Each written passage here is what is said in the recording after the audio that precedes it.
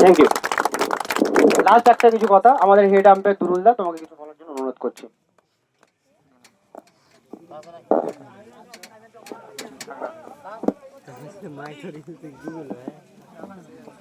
অভিনন্দন সকলকে।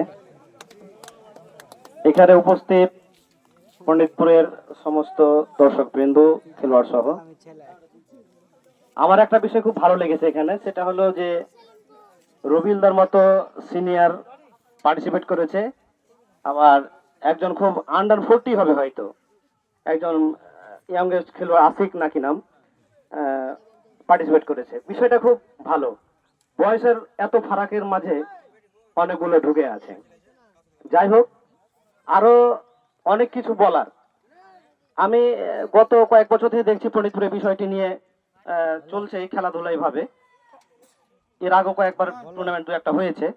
এভাবে করার জন্য আমি যারা কমিটিতে আছে তাদেরকে সকলকে একবার ধন্যবাদ জানাচ্ছি। তার কারণ